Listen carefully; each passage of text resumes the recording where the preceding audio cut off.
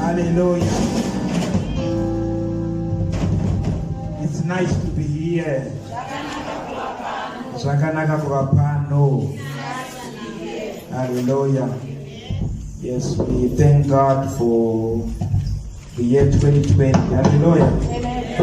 Zvakazonzi nomumwe anti gore rinoya handiswitchinja makore. Because gore rino ndakabirira. Ndingangoramba ndikura handi kana ndine 30 gore rinoya 30 hafa hakuna izvozvo. Hallelujah. Because 8 months of the year is gone. Most people are hiding. Hallelujah. Yes, I often hear people insulting preachers. They say that they heal people. Why is it that they did not pray for Corona? It's because you don't read the Bible. You are reading the pastor. Hallelujah. The Bible simply says in the last days there shall be pestilences. Hallelujah. Diseases that you will never heal, but they have to be there in order to prove that scripture is truthful. Hallelujah. So they shall be and there will be pestilences. Hallelujah. To those who are following the news, they were saying that even the coronavirus is actually mutating, changing shape. Hallelujah. They are calling it new corona. It's actually new. Because the virus changes shape. Hallelujah. Those who know, they are saying that this corona is now changing shape. So meaning to say, we are actually facing another new kind of corona, different from what we are facing. Today I'm going to be speaking about sacrifice. But I'm going to read a lot of scriptures because there are a lot of things that people do not understand. In this world that we are living in, say technology. Everybody who is attuned or aligned to the modern technology, normally those are the people that are called the elite of the society. Hallelujah. Technology, vanotsvakaita masupermarket ekusekto naye asina vanhu anenge achingotenga ochinzwa change nemushini, all those kind of things, because technology is like it defines the modern society. Hallelujah. Kuti ndimo muri modern, mukutara paWhatsApp, munenozwa mwane mamwe machats, whatever, WeChat, whatever, because you are actually aligning yourself with modernity. But spiritually, we have got our own technology. Yeah. Hallelujah. Amen. Okay, can I break it into simple terms? Yes. Look at this. Munagaenda kumanga. Arikuda kuti business rake rifambe mu office mune computer, mune zvinhu zvese zviri attuned to the modern day technology. Zokuti vanhu vakapinda ipo manoti hamana munhu ane company ino yakarongeka. Mune malifts, mune machi. Asi akaenda kumanga haabvunzi kuti kambani yako ndeyechii. Akadhire makombiyuta saka tinogadzira zvimakombiyuta saka inotora kombiyuta tibike kombiyuta. Unogadzirwa netekinoloji yemweya kuti zvenyama zviitike. Kwauri kuenda pacho panenge kaburiso. Mune kamudhara kakagara imomo kachakusvipira kumeso kasina kugeza mudzimba. Kana kuti imwa mvura wari kuti kumeso. Haukompleni. Because uri kuya kutekinoloji yemweya. Saka uri kufanira kugadzirwa kuti zvako zvacho zvauri kuti tekinoloji yepanyama ishande. Hallelujah. So there is one thing that believers have lost. They've lost touch with the technology of the spirit. Hallelujah. The devil knows that for me to control the natural world, I have to be aligned with the technology of the spirit. The laws of the spirit. Hallelujah. Or the heavenly laws. Hallelujah. And I'm somebody who is very inquisitive. When somebody is speaking something, I ask them. Hallelujah. At one point in time, I was asking somebody who goes to this kind of cultic churches. So they were saying that when a greater prophet, all right, a demon can cast out a demon. Hallelujah. Asipete kuti mwendo wa maraiwa vese ndiye kuti mwani asiwaneka mweya kungofumurana so ekuwatisana. Hallelujah. Ndosaka Bible Jesu akadedzera kuti a kingdom divided cannot stand. Sikutaura kuti kingdom ya Satan yakadividika because demons can fight each other. So it will never stand. That's why ichakoparara. Saka by virtue of that I was asking this guy where this and spoke out to churches. Saka I do bakasika mune munhu spiritually are greater than me. we speak in a coded language. How can you cross the river Jordan without a cup of tea? Hey! What is the agaito? You know how I'm a code to Adam Sanguimu. So I'm thinking that take a tower, that's what tower. Because it's like when somebody comes, you can ask him with those tongues, who are you, which rank are you? And then that person or that prophet will answer back. Saka ndokorona kumajitaura tichi by Michael watu we have to Saka they are not just conversating. You are saying that you would actually tell me which rank he is functioning in. Hallelujah. And then kanari mukuru kwa ndiri, I have to submit to that person. But I don't tell it at the level, the realm of the spirit, I don't function at. Kuti ndiri pakadai saka ndimi zozo do that later. Dusaka chono kuti mprofita anongofura utona atopo platform yonza ano. Nasi tata wana wariga ngodi wangoshumira. Because anenge ataura kuti ari mukuru kusvika papi. Hallelujah. So that kind of coding, there is what we call, okay, can you grab your Bibles? We are about to read certain scriptures, so that I can bring you in line with what I'm sharing with you today. Hallelujah. I want you to read for me, Deacon Chiba, Job chapter 38, the verse of 33. When God was questioning Job, that do you know where rain comes from? Do you know who fathers the rain? He was asking him a lot of questions, but at the end of the day, he asked him this important question. Job chapter 38, verse of 33. Yes. Do you know the laws of the universe? Do you know the laws of the universe or the laws of the heavens? Hallelujah. Meaning to say, in the heavens there are laws. Sakandakati, ndakanzo achitaura iye maokauzo. Ndokuno zitata Bible ndakaona tayewa. Kunyanga asingashandizwa, asinga na matemo arando na matantara chukwa tu. Nekuti mune mutemo munyika yemweya. Hallelujah. Paul verse taura pana Ephesians chapter 6, we do not wrestle against flesh and blood, but against principalities, wakaona zvaari kutaura izvo against rulers of darkness, spiritual wickedness in high places, matype emadhimoni nemarengi awo. Hallelujah. Last time ndakakuudzai kuti muBhayibheri kana ndakuona kuti munyika mune mutemo munyika yemweya. Michael paanouya wakaona Michael akudikira ihondo. Hallelujah. Kubhuku ya Daniel prayed for 21 days and munamato ndokubatwa, ngirozi yayo ene munamato ndokubatwa. Zvinonzi Michael ndiye akareleaswa kudenga kuya kuzorwisa that angel, that demon that was holding the blessing, kuti releaswe. Asi munhu akaya kuzomuudza asi Michael ndi Gabriel, because Gabriel ndiye ane information, Michael anoita shono. Sikutaura kuti there are laws that are respected spiritually. Hallelujah. Amen. Ask your neighbor, which law do you respect? Here the Hinyarare. Chibubu. They are Peter prayer and yo. You would have us like it. And now I tell us like you. Why don't boy and I work at the Boran that go release the story? So, first not house down, but I don't want to roll up, but I can the poco. What is up with that one whooping? I was the other no go. So there are laws in the spirit. Job was being asked, do you know the laws of the spirit? It was God who was asking him. Because Job was actually accrediting himself as a righteous man. But God had to ask him, do you know the laws of the spirit? There are laws in the spirit. Hallelujah. And I wanted to record this down. I took this quotation from somebody, from a book that I was actually researching. He said, I quote, he said, by God himself, and God, the devil is created by God himself. And he understands the technology that governs all that God created. Do you hear that? He's saying that the devil understands everything that God created.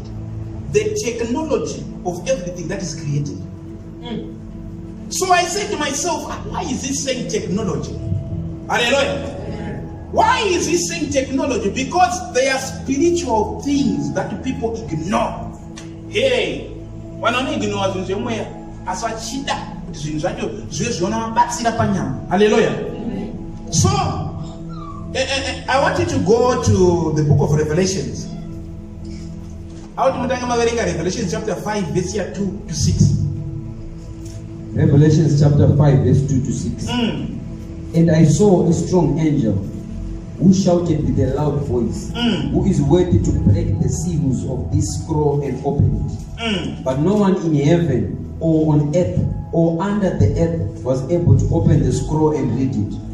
Then I began to weep bitterly because no one was found worthy to open the scroll and read it. But one of the 24 elders said to me, "Stop weeping. Look, the Lion of the tribe of Judah, the heir to David's throne, has won the victory. He is worthy to open the scroll and its 7 seals." Verse 6. Then I saw a lamb that looked as if it had been slaughtered, but it was now standing between the throne and the 4 living beings, and among the 24 elders.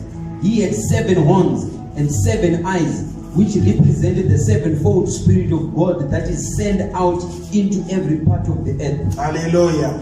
Just teacher, with the 7 no function, no tumor of data.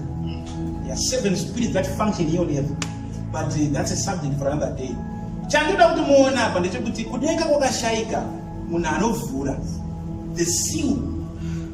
Akati ndiani anokwanisa denga rese ndokushaikwa ana Michael variko. Ari kunzi maeudhaya havasi chembere dzakati dzakura panyika ndobva dzaenda kudenga. Itype yengirozi dzinonzi ma-24 elders. Ukanoverenga bhaibheri rako kana uri munhu anoverenga anofanira kuverenga. Ukaenda kubhuku ya Kings, or the books of First Samuel and the book of Kings, inotaura kuti David akadivide the service in the temple into 24 compartments. Vanhu vaisevha patemple akavadivide into 24. Haisi era. Aiduplicata zviri kudenga kuti kune the elders, or nekuti Paul anotaura marank engirozi. Kune ngirozi dzinonzi yaya presbyterians anonzi maelder kuna Revelations. Havasi vanhu vekuti vanhu vangori kuti no, ingirozi ndo dziya dzinenge dzingori pamberi paMwari dzingoti holy holy. Itype yengirozi. Haleluya. Kwenda dzinonzi maprincipality itype yengirozi. Kwaita anonzi marulers of darkness itype futi yengirozi dzimwe yachina. At the same time kuva kwataurwa anonzi spiritual wickedness in high places. Mademon futi. Hallelujah. So these 24 elders havasi vanhu vekuti vakararama panyika vakazoenda kudenga. No. If you translate it back to Greek, to the Greek language, ndopandakakuziva kuti panobva term rekunzi presbyterian. Hallelujah. Kune anonzi ma-thrones, whether they be thrones wakaverenga First Colossians, whether they be thrones, kwete anonzi ma-dominions. Itype yengirozi dzese. Kune ma-thrones, ma-dominions, ma-principality, kwete ma-elders, anonzi ma-24 elders. Ingirozi type yazo. Asi manje unoshauti Paul ari kunyora kuti whether they be thrones, whether they be dominions. Unoshauti ko zvizo ari kuti ma-thrones, zvizo ari kuti ma-dominions. Asingazvinzwisisa ari kuti tarongotaura nyaya. No. Paul was very knowledgeable of the angelic realms. Aiziva kuti mudenga iri mune ngirozi dzakadai, mudenga iri mune ngirozi dzakadai. Zviri kunzi nekuwanda kwadzo ngirozi idzodzo nemazita adzo nesimba dzadzinadzo, kwakashaikwa kudenga, who's worthy to break the seal. Munyori webhuku yaJohn ndobva atanga kuchema newaJohn the Revelator, started crying, started weeping kuti Mwari. Saka panyika nepasi penyika pane vanhu vari pasi apa musakangana. Zvinonzi in heaven, on earth and under the earth every knee shall what? Saka pane vanotogara pasi, ndozvinotaura Bhaibheri, varipo pasi pa. Saka akachema kuti pashaika pasi panyika nekudenga, and he wanted to break the seal. Ndokubva kwazosimuka an elder, ndokubva amudza kuti aiwa usacheme zvako. Uyo the Lion of the tribe of Judah is triumph. Paakasimudza musoro, akasimudza ndokuona gwayana serakachekwa, a lamb that has been slain or sacrificed. Hallelujah. Zvekutaurira kuti kudenga, tirikutaura zvekudenga handitaura zvepanyama. Kudenga chiri worthy to stand and perform or to open the seal was only a sacrifice in the form of Jesus Christ. Chaka sacrifice ndo chakaonekwa chiri worthy. Hallelujah. Amen. How sensitive sacrifice is. nekuti ndakaitika makore akawanda ndichinetseka kuti nhai Mwari unoti pane mumwe munhu wekuti unoona kuti munhu ari kusevha muchechi anoita zvese anouya kuchechi anoita zvese paunoita deliverance ndounoona anobuda mweya tsvina. Saka kana uri munhu anofunga unofanira kuzvibvunza. Handimunzwa ndiri kutaura nekuti hazvifaniri kuita sekudaroka kuti ndakanotora vanhu pabhawa ndakataka kudedzera simba raMwari anomanifesta madhimoni wandinaye muchechi woita the same. Aiwa ashaita musheka izvo handidizve nekuti kunongomanifesta sei futi ini ndaita gore 2 years ndinaye. Mubhaibheri ndinozikanwa kuti kwakuna naMary Magadharini vanonzi vakadzingwa mweya 7 yetsvina vakapedzisira vakuparidza ndiraumodzi vachidzinga 15. Saka tinoita kuti zvizodaro inyaya yekuti pane somebody who is speaking the heavenly language that person is not speaking. Okay. Muchazoona izvo ndiri kutaura izvi kuti vana veIsraeri vakatopuhwa naMwari kunzi mahwina hondomaendai munorwa mahwina vakanoiruza vaenda asi Mwari ataura paine yatambika ikokoko muvenga aona kuti panapa ndapakona akati makajaidzwa ivo rega ndinyatsoita chaizvo heavenly technology the language of sacrifice wondo ndokupinduka kudai vakadzoka vasina kupedzisa zvavanga vataura asi Mwari ati muri kuenda kunohwina. Zvisakochena kuti pana vamwe vanhu vanoregedzera maropafadzo otironzwa mauri kuti munhu inda muropafadzwa unorinzwa simba richifamba mauri richibuda roenda pamwe unorinzwa kuti munhu aropafadzwa but haachinje haleluya. There is something that we have to master. What is spoken or what speaks volumes in the heavens. We don't use that technology, that spiritual understanding. I'm telling you, you don't have spiritual Vasco da Gama. You explore every spiritual territory. Because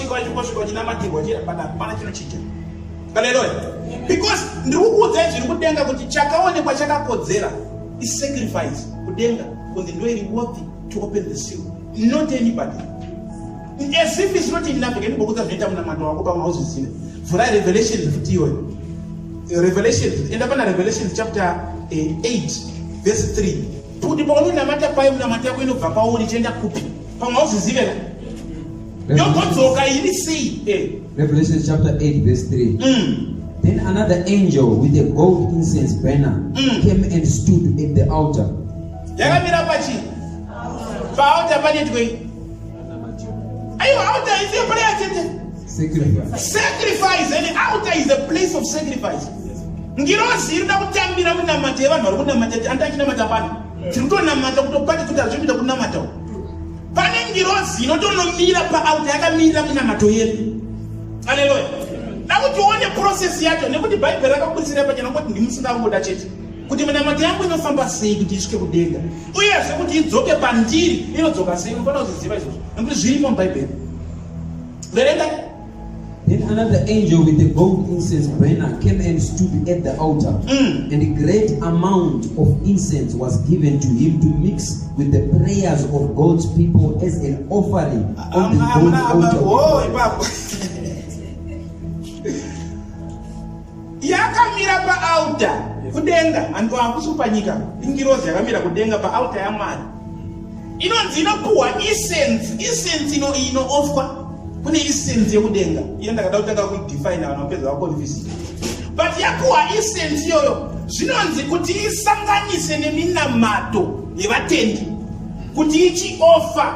Your prayers are actually offered as sacrifice because that is the only language that speaks volume spiritually. Hallelujah. Saka minamato yako yatorwa yosanganiswa neincense kuti iiswe paaltar because incense andino zakana makamenda kunana Roman Catholic vakamboona kuti vanopisa kavanga vakanenge vana vachikupisira izvo kanenge muti sui ndo incense kayo in the natural. Haleluya. Zviri kunzi kudenga uyo akatoona incense iyoyo ichipuhwa ndokubva anzi ndaivhenganiswe zvichikutaurira kuti minamato yako kana yakusvika pana Mwari ino chinoiswa pairi kuti ikwanise kupika as a sacrifice, as an offering, to offer the prayers of the saints. ende ukaivereka mushe iyo yese nekutaura kuti minamato yacho pana patonga kutorwa zvinenge the burning call maprayers otanga kuanswa achidzorerwa panyika. Verengai mungamuziva. Verse 4. The smoke of the incense mixed with the prayers of God's holy people ascended up to God from the altar where the angel had poured them out. Zvinova zvasimuka zvese manje. The sacrifice, the incense and zvavhenganiswa neminamato yako iya zvaa an offering pamberi paMwari. Hazvisi kuitwa panyika izvi kuti uri kupisa wakamunamato zviri kuitwa kudenga. Newo wanamata ndokunamato yako yatambirwa yakuchiendeswa pamberi paMwari. But ina kuti uone chinhu ichi, sei Mwari vasingotambira munamato yakangodaro? Sei vangoda kuti alright, dai vangoti kuti Mwari anonzwa munyengetero yangu, Mwari anonzwa munyengetero yangu, vanonzwa. But uona kazvikuitwa ngirozi rinotogama minamato yacho. Haisi kungoti pana vari kuda mota pano hamitodi pano. Iri kuitwa through a process. Ndoska kwationa kuti vanhu vari too slow to recognize the importance of angels. Mwe munhu anonabatirwa ovaona ndanga ndisina kidney, ndane kidney nyowani. Unoziva here kuti there is a spiritual, munoda Jesu right, mege ndikutaura zvakataura Jesu. Jesu akataura kuti anzi muchawana ngirozi dzichikwira nekudzika pandiri. Handidizvo? Pane pamakamboona vhesi iyo? Pane pamakamboona here ngirozi dzichikwira nekudzika pari? Zvakaitika kuna Jakobho ndopeka paakarota ngirozi dzichikwira nekudzika. But Jesu achifamba panyika akataura kuti muchawana ngirozi dzichikwira nekudzika. Pane pamakadziona? Pese paanoita munana paaita chinhu chese chemweya ngirozi dzaikwira nekudzika. Because angels dzinouya dzoperforma a miracle muchechi dzodzokera ndokukwira nekudzika iko. But pamuri manje munoda kuona ichidai mabhabhirizo kuti yamhara panapa inenge yasvika. Hallelujah. Pese panoungana vana vaMwari, there are angels that are present, blessing the children of God. If the church is weak, those angels will not come, or they will be fought by demons.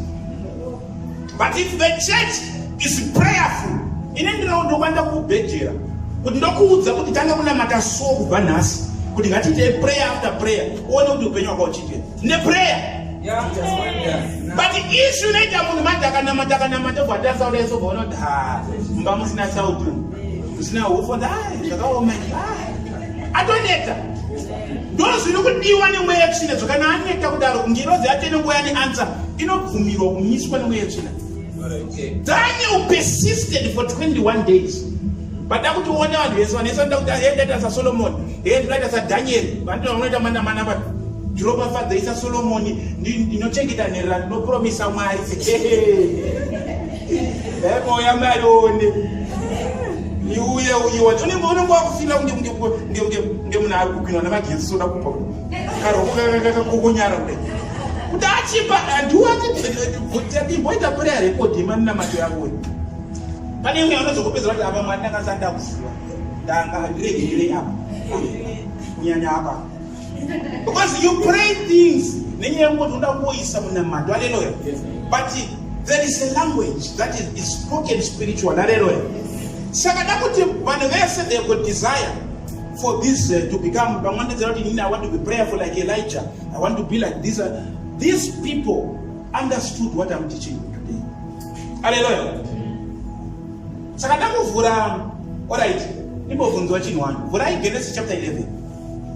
Nyaya yemunoiziva ndofunga inonzi Tower of Babel. Pakakonfuswa malanguage, pakabudawo Chindevele, pakabuda Chishona, pakabudawo Chizulu, pakabudawo English, pakabuda Portuguese. Andopaikabuda.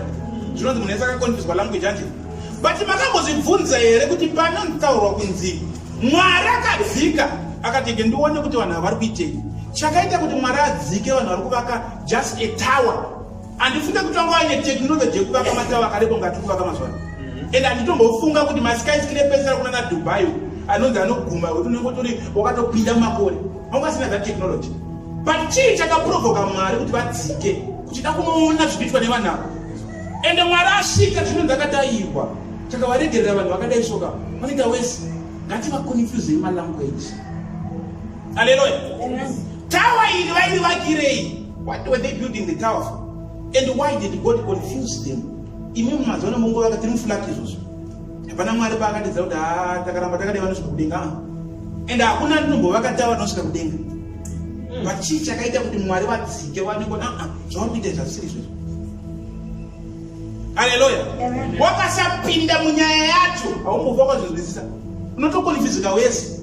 Kuti ngoni vari kunzwa ivakira Mwari. Verengawo verenga ndawo kubabhela. Genesis chapter 11 from verse 1. At one point, all the people of the world spoke the same language and used the same words.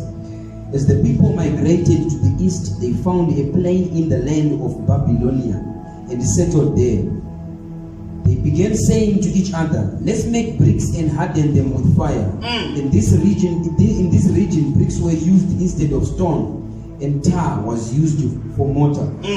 Then they said, "Come, let's build a great city for ourselves with a tower that reaches into the sky. This will make us famous and keep us from being scattered all over the world." But the Lord came down to look at the city and the tower the people were building. "Look," he said, "the people are united and they all speak the same language, and after this, nothing they set out to do will be impossible for them. Come, let's go down and confuse the people with the different languages. Then they won't be able to understand each other." Hallelujah. Chii chakaipa chavaita kuti ngati vakeitawa tisazoparadzana tirambe takabatana. But Mwari akaona kuti Mwari zvinonzi vakadzika kunouya kuzoona kuti vanhu vari kuitei. Zvakanzi vakaramba vakadai vakabatana kudai hazviitei. Ngativaconfuse. The question is, a lot of people have got questions that are not answered. But certain practices that are still that are being practiced in the modern day started there. Panonzi Babel. Babel means confusion. Babylon ndopa yakabva. Andi Babel. Wekutanga Babylon. You know the Babylonian kingdom. Ndopa yakabva. Saka vanhu vakanzwa revelations ichidedzera kuti Babylon the great harlot. Kutaura zvakawandisa haisitaura Nebukadnezar chete. Nebukadnezar akatouya akararama musystem yanga iripo kudhara ichinamata. Babel apa paitwa zvinogara zvakadaro. Ndopakatanga kunamata vanonzi mastars of the zodiac. Andonomaziya. Aiwa munomaziya kana munotenga mamagazini ndokuziya iyi. Muchiona ana Aquarius, ana Leon, anani. Ndononzi mastars of the zodiac. Kanika mukaseko so. Tumuka tune maimage so. Andi wakaona kanika chiprofita pasaidi. Saka munofunga kuti zvikunyorwa nesasi kama. Aiwa, munhu wemweya. Nekuti that was what was happening on Babel. They were worshipping the stars of the zodiac. Ndopakatanga ndopanosaka Revelation zichiti Babylon the mother of harlots. Chinamato chese chefeki chakatangira pana Genesis chapter 11. Every fake religion. Nauti kana waenda ukanogoogle, wandonomugoogle. Nauti unogoogle Buddha. Statue ya Buddha ari kuna China. Ukatarisa pa chest pa Buddha pane sign ya Hitler. Inonzi swastika ya. Anoziya. Maite kaiti Germany pasarenda tichizvidrowa sikaziva kuti ndaro yanga akati maka. Iye ukanotarisa that swastika, that symbol iri pakati pechistatue chanzvimbo chinonzi Buddha. But vona vari kuGermany ava maChina. What is the connection? Because the swastika was aita Hitler chakati chinamato. Swastika sign here inonzi swastika ya yakabva paizwi rekuti Yod Haviyei. I am that I am. Hitler is in the Mwari. Wakanoona izwi randikutaura rinonzi Yod rinoita kunge rinonga 7 so. What Yod Haviyei antange ma 7 so. Saka akatora masaini yayo ndokumaisa umwezi. Andichinenge zvima 7 so. Ndokuzvibatira ndozviri 4 chimwe chakatarisa kuti ndobva chaiswa. Saka ndosaka anga akamakana nemaJew kuti ivo munotaura kuti kune Mwari ndine Mwari. Ndinoyatonga pasi rese. His agenda was to rule the world. But that swastika was a religion. Aiti vamwe vese vanofanira kuparara. The greater race vangwani maziso eblue vanonzi maGermans vanofanira kurarama pachete. Saka imune mufunga muiworld war chete. Every war that yakauraya nyika dzese ikapwanya nyika dzese ikabva kureligion. And the third world war yatakatarisana naye iri kubva kureligion futi. Hallelujah. Amen. So zvinamato zvese zvaibikwa pasi nanhasi zvichiripo zvakatanga paBabylon, paTower of Babylon. PaTower of Babylon ndopakabva zvese zvokunamata mwedzizvo. Vanhu ava vaivakatawa kwete kunamata Mwari wedu. Because we should reach out to the heavens. Vaivakatawa rekuti vanamate the sun god, aiwa munhu. Saka vaida kunamata mwedzi. Mwari ndokuvaona akati vanhu vakaramba vakadai. Chaita manje kuti Mwari akazoti ayo kati vapesanise. Chakachaita tovadaro chinhu chandiri kwese. Vai-sacrifice humans to those gods. Ndo zvakaita kuti Mwari vadzike vakati this kind of behavior, it provokes spiritual or demonic attention. I have to confuse them. Ndosaka kuti izvozvi Satanism is locked up in symbols, not in language. Zvasara masaini so. Wakaenda kung'anga so. Inokuudza zvokuita. Wakaenda kune mumwe mushonga unonati vane kasymbolism kavanokommunicate. Enda pakati pemarodi so. Ndopaunonorwera masaini. Wakasungirira zita remurume. Handi muri kwadi? Language yacho is symbolism. Asi pachikuwara munhu. Hallelujah. So Tower of Babel by sacrifice by humans. And for your own information, Abraham baba wake banga paina na Nimrod pa Tower of Babel. Nimrod anoti the great hunter. Angasi I the great hunter kuti yomunga I hunter vanhu. So Nimrod angari pa baba va Abraham vanga vari jinda guru ndikati manikuta majinda amambo ayo vanga vari jinda guru ra Nimrod. And ndo vanga vaifanira kusacrifice mwana wavo in line next anova Abraham. Abraham was supposed to be sacrificed at Babel. No Vatisa. And Abraham discovered the monotheistic God Marari one. Abraham the Hebrew. Abraham the Hebrew. Hebrews, the word Hebrew simply means somebody who has crossed over. Meaning he has crossed over from that kind of worshipping false gods to discovering Jehovah R1. Hallelujah. It was these people were sacrificing to demons. And that sacrifice provoked God. What were they doing? Sacrifice. Hallelujah. Wakaona munu. There are some people who have learned to coexist with the demonic oppression. Yeah? Anotoziva munhu kumba kwavo inini isaite mistake iyoyo kuti ndonzwa kumba kwedu kuti ningi ndiye ari kubata mushonga ari kudai ndokuziva nezita nditoatsvaga mazita avo handidi kukunzwa wati ningi handisandatomunzwa ina hangu kuti ningi ndiye anoita sei handinokurovera mamapureya ekuti ka unofona ukati eke achitoita izvozvo but unotozwa mumwe munhu andori comfortable nekuziva kuti ningi ndiye anomuroya tati wedu ndio anoroya anoti ningi vanozoita zvakadai unochata zvautoziva muvengi wacho kuri kudii nazvo hapana zvakandongomuziva. You have learned to coexist with oppression. Yeah. Hallelujah. Saka unaona kuti the false religions when they started at Babel, the language that God had confused them from is one, sacrificing of human beings. But enda kunyika yaunoda pasipesura kana wakangopinda chete in the demonic kingdom, there is one principle: sacrifice. Whether it's animals, whether it's human beings, they can do that. They vouch for blood.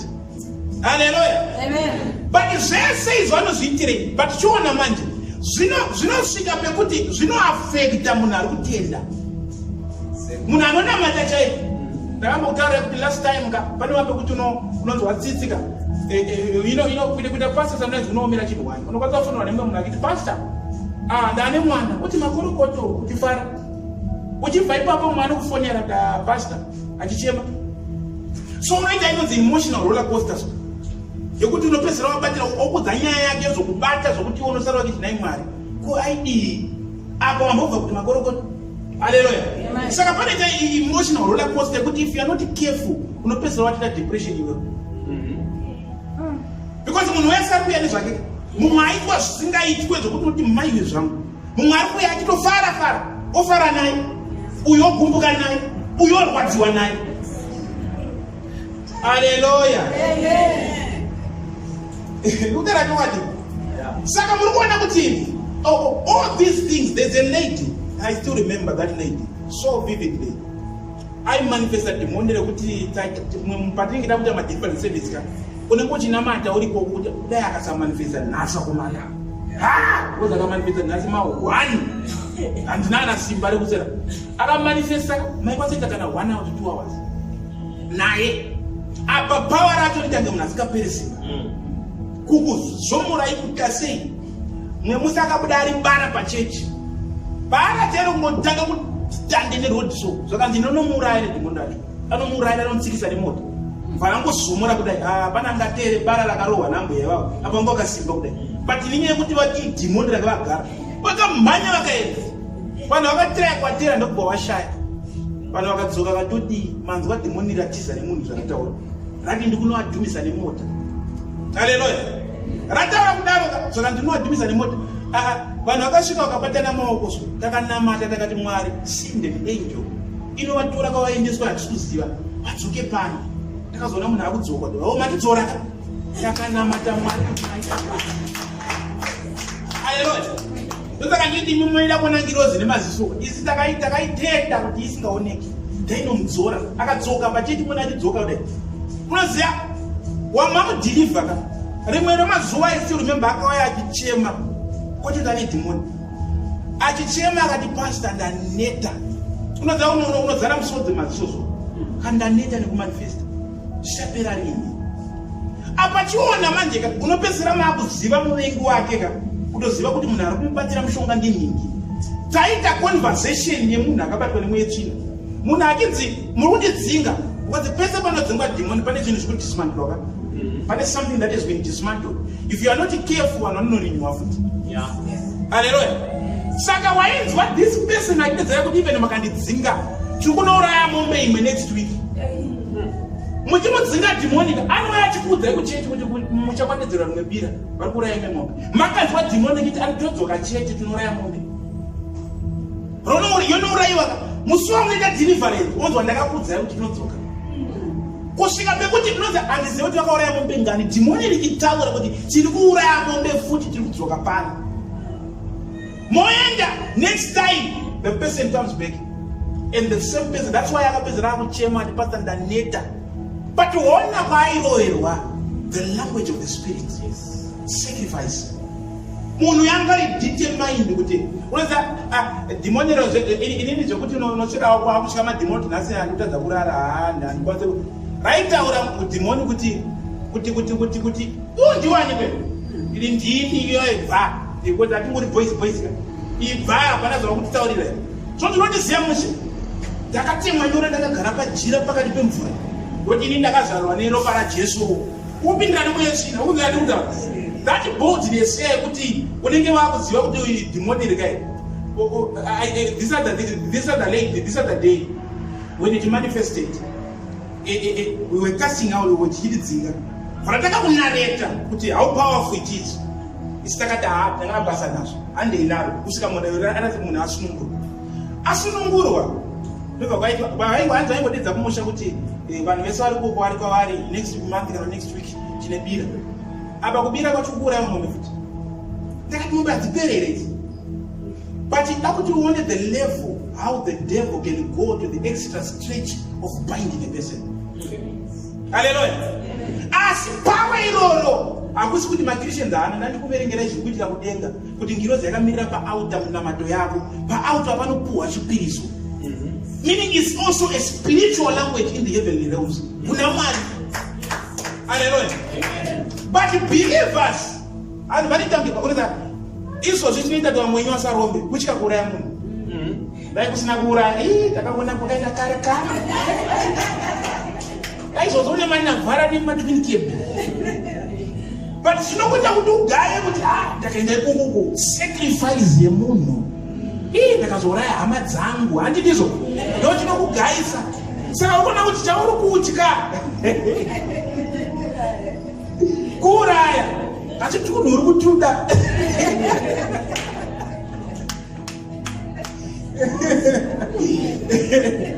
haleluya dai pasina izvozvo zvoungoti satani anongoti no chechi yangu yakavhurwa pano hakuna anouraya munhu hakuna anda sei angamona mateo inini ndini ndongomba zvandomba taipinda bhisi asi manje munhu anogaya kuti ndakaenda ikoko ndakauraya mai vangu vana vakatanga kufa vana vangozofa ndozosara ndine pfuma isinenge sina basa ndochino kudzora ichocho because uri kutya language yavanotaura munyika yemweya, sacrificing human beings. Hallelujah. Asi munyika yemweya futi